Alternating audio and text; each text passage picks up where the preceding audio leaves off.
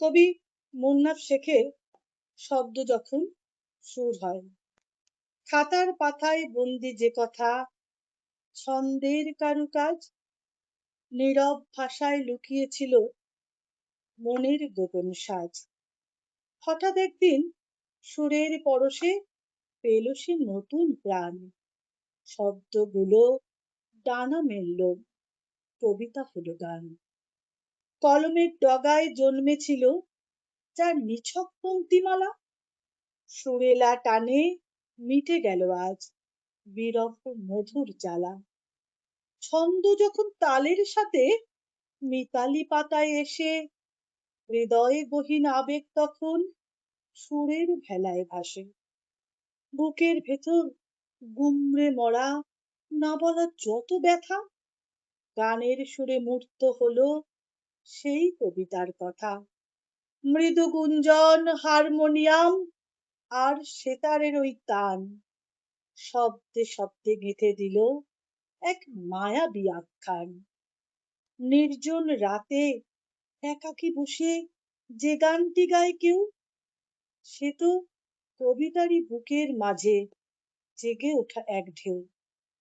কখনো বাউল এক তারা হাতে মেঠো সুর তুলে যায়, কখনো আধুনিক গিটারের টানে আকাশ ছোঁয়া যায়। ছন্দ ও লয় এক হয়ে গিয়ে একাকার অনুভূতি, গানের মাঝেই বেঁচে থাকে কবিতার চিরগতি। কবির কল্পনা সুরকারের জাদুতে পায় পূর্ণতা, সুরের আকাশ ছুঁয়ে রয় চিরকাল কবির কথা। শব্দ আর সুর মিলে মিশে আজ হলো যে একাকার, কবিতা ও গান দুই যেন একই আত্মার অলংকার। মাটির পৃথিবী থেকে দূর নীলিমায় ছড়িয়ে গেল তান, অমরত্ব পেল শব্দ রাশি যখন কবিতা হলো গান। অমরত্ব পেল শব্দ রাশি যখন কবিতা হলো গান।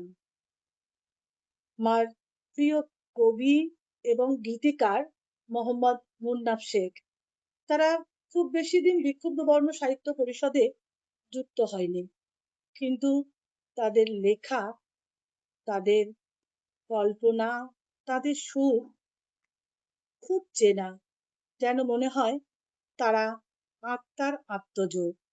এত সুন্দর তাদের লেখা, ভীষণ আপ্লুত। আমি